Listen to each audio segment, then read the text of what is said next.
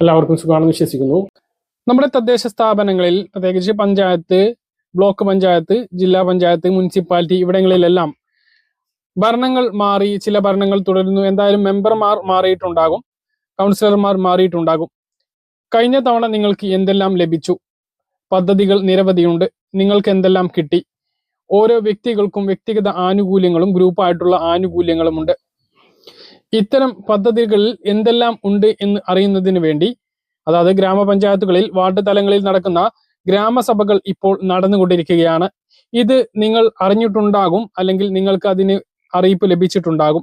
അറിയിപ്പ് ലഭിച്ചിട്ടില്ലെങ്കിൽ എന്നാണ് നിങ്ങളുടെ ഗ്രാമസഭ എന്ന് നിങ്ങളുടെ മെമ്പറെ വിളിച്ച് ചോദിക്കുക. ഓരോ വ്യക്തിക്കും നിരവധി ആനുകൂല്യങ്ങളാണ് ഓരോ വർഷവും സർക്കാർ വിതരണം ചെയ്യുന്നത്.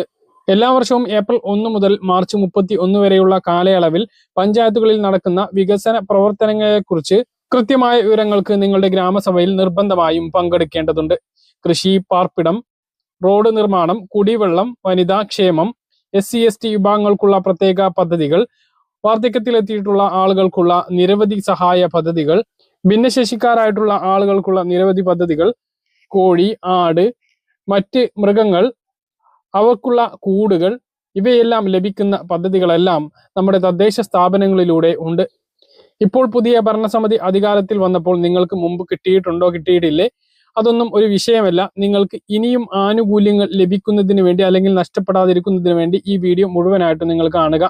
മാർച്ചിന് മുമ്പാണ് ഓരോ സാമ്പത്തിക വർഷത്തെയും പദ്ധതി നടപ്പിലാക്കുന്നത്. ഓരോ പഞ്ചായത്തുകളിലും ഈ പദ്ധതി നടപ്പിലാക്കുന്നത് അതാത് പഞ്ചായത്താണ് തീരുമാനിക്കുന്നത്. പ്രധാനമായും ഗ്രാമപഞ്ചായത്ത്, മുനിസിപ്പാലിറ്റി കോർപ്പറേഷനുകളിൽ നിന്നും ബ്ലോക്ക് പഞ്ചായത്തുകളിൽ നിന്നും നിരവധി ആനുകൂല്യങ്ങൾ ലഭിക്കുന്നുണ്ട്. ഇതേക്കുറിച്ചെല്ലാം വ്യക്തമായി അറിയുന്നതിന് നിങ്ങളുടെ അതാത് തദ്ദേശ സ്ഥാപനങ്ങളിലെ ജനപ്രതിനിധിയുമായി ബന്ധപ്പെട്ട് സംസാരിച്ചാൽ കൃത്യമായ ആനുകൂല്യങ്ങൾ അപേക്ഷ നൽകി നിങ്ങൾക്ക് സ്വന്തമാക്കാൻ കഴിയും. വിവിധ പദ്ധതികളിലേക്ക് ആളുകളെ കണ്ടെത്തുന്നതിനും അവർക്ക് അടിസ്ഥാന സൗകര്യ സംവിധാനങ്ങൾ കണ്ടെത്തുന്നതിന് വേണ്ട എല്ലാ ഒരുക്കങ്ങളും ഒരുക്കി കൊടുക്കുക എന്നതാണ് തദ്ദേശ സ്ഥാപനങ്ങളുടെ വിവിധ കർമ്മ പദ്ധതികളിലൂടെ ഉദ്ദേശിക്കുന്നത്. ഇതിൽ 90% ആനുകൂല്യങ്ങളും APL, BPL വ്യത്യാസമില്ലാതെ തന്നെയാണ് ലഭിക്കുന്നത്. പ്രധാനമായും സ്ത്രീകൾക്ക്, മുതിർന്നവർക്ക്, വാർദ്ധക്യ സഹജമായിട്ടുള്ള ആളുകൾക്ക്, കർഷകർക്ക് എല്ലാം തന്നെ ഉപകാരപ്പെടുന്ന വിവിധ പദ്ധതികളാണ് പഞ്ചായത്തുകളിലൂടെ നടപ്പിലാക്കുന്നത്. സംസ്ഥാനത്ത് അതിദരിദ്രർക്കുള്ള സർവേ നടന്ന് അതിദാരിദ്ര്യ മുക്ത കേരളം സംസ്ഥാന സർക്കാർ പ്രഖ്യാപിച്ചിരുന്നു.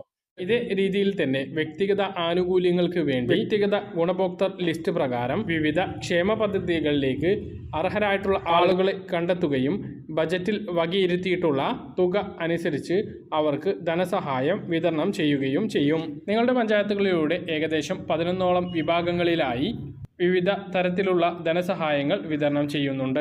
ചില പഞ്ചായത്തുകളിൽ കൂടുതൽ സഹായം ലഭിക്കാനുള്ള സാധ്യതയും ഉണ്ട്. ഇതിലേക്കുള്ള അപേക്ഷകൾ ഇപ്പോൾ നിരവധി പഞ്ചായത്തുകളിൽ സ്വീകരിക്കുന്നുണ്ട്. പല ആളുകൾക്കും ഇത് അറിയുക പോലുമില്ല. വിവിധ പഞ്ചായത്തുകളിൽ ഇപ്പോൾ 2 തരത്തിലുള്ള പദ്ധതികളിലേക്കുള്ള അപേക്ഷകൾ ക്ഷണിക്കാൻ ഇരിക്കുകയാണ്. ഇതിനു വേണ്ടിയുള്ള അപേക്ഷാ ഫോം നിങ്ങളുടെ പഞ്ചായത്തുകളിൽ നിന്നും ലഭിക്കുന്നതാണ്. ഇതിലൊന്ന് കാർഷിക ആനുകൂല്യങ്ങൾക്കുള്ള അപേക്ഷാ ഫോമാണ്. മറ്റൊന്ന് വ്യക്തിഗത ആനുകൂല്യങ്ങൾക്കുള്ള അപേക്ഷാ ഫോമുമാണ്.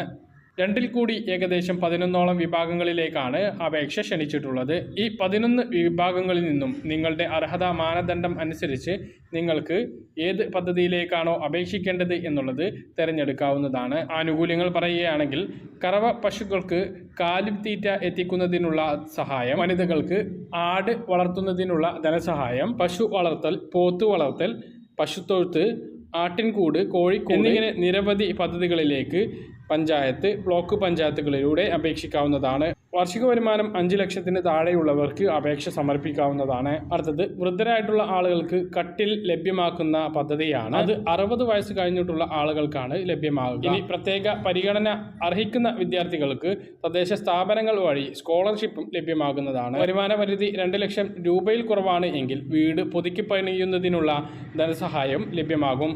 ഇതിൽ BPL ലിസ്റ്റിൽ ഉൾപ്പെട്ടവരും വീടിൻ്റെ വിസ്തീർണം 100 സ്ക്വയർ ഫീറ്റിൽ കൂടാനും പാടില്ല. വീടിൻ്റെ വിസ്തീർണം 100 സ്ക്വയർ മീറ്ററിൽ കൂടാനും പാടില്ല. മറ്റൊന്ന് ഭിന്നശേഷിക്കാർക്ക് വീൽ ചെയർ പഞ്ചായത്തുകൾ വഴി വിതരണം ചെയ്യുന്ന പദ്ധതിയുണ്ട്. അതുപോലെ വ്യക്തിഗത കിണറുകളുടെ ശുദ്ധീകരണത്തിനും റീചാർജിങ്ങിനും സഹായം ലഭിക്കും. വീട്ടുവളപ്പുകളിൽ കുളം ഉണ്ട് എങ്കിൽ മത്സ്യകൃഷിക്കും സഹായം ലഭിക്കുന്നതാണ്. ഇങ്ങനെയൊക്കെയാണ് വ്യക്തിഗത ആനുകൂല്യങ്ങൾ. കർഷകർക്കുള്ള ആനുകൂല്യങ്ങളും ലഭിക്കുന്നതാണ്.